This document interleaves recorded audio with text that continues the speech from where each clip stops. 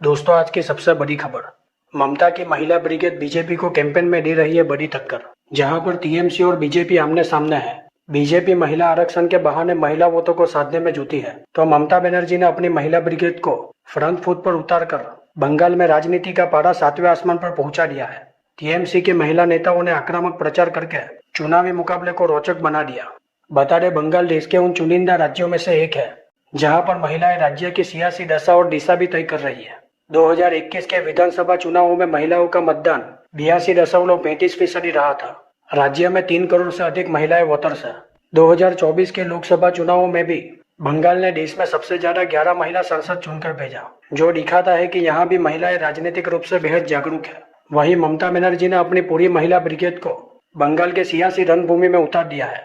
इसमें ममता बनर्जी ने चंद्रिका भट्टाचार्य, शताब्दी रॉय, सायोनी घोष, जून माल्या, प्रतिमा मोंदल, आदित्य मुंशी, सायंतिका बनर्जी और रचना बनर्जी जैसे नेताओं को लगाया है। ममता बनर्जी की इन आधा दर्जन महिला नेताओं ने विरोधियों के पसीने छुड़ा रखे हैं। टीएमसी प्रमुख ममता बनर्जी ने इस चुनाव में एक बहुत ही बड़ी रणनीति अपनाई है। उन्होंने केवल राजनीतिज्ञों को ही नहीं, बल्कि सिनेमाई ग्लैमर्स और युवा चेहरों को भी चुनावी अखाड़े में उतार दिया है।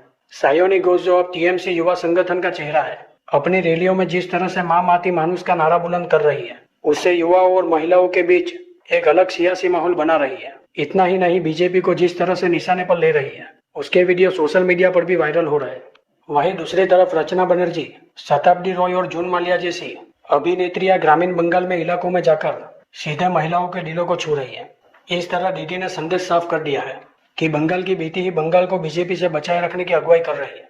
पश्चिम बंगाल के चुनावी माहौल में टीएमसी के लिए सबसे बड़ा टर्निंग पॉइंट लक्ष्मी भंडार योजना साबित हो सकती है। ममता बनर्जी की महिला ब्रिगेड ने घर घर जाकर महिलाओं को यह याद दिलाया है कि दीदी ने उनकी रसोई का ख्याल रखा है। बता दें, पश्चिम बंगाल के विधानसभा चुनाव में सबसे ज्यादा महिला प्रत्याशी टीएमसी ने उतर रखे हैं।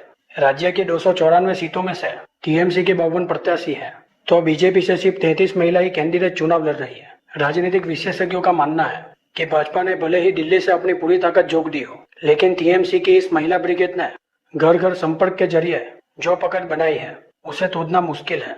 महिलाएं चुनाव में खामोश रहती है, लेकिन जब वे कतार में खड़ी होती है तो वे अपनी दीदी के लिए एकजुट दिखती है। ऐसे में जैसे जैसे मतदान की तारीखें नजदीक आ रही है, दीदी के महिला ब्रिगेड का प्रचार और भी आक्रामक होता जा रहा है।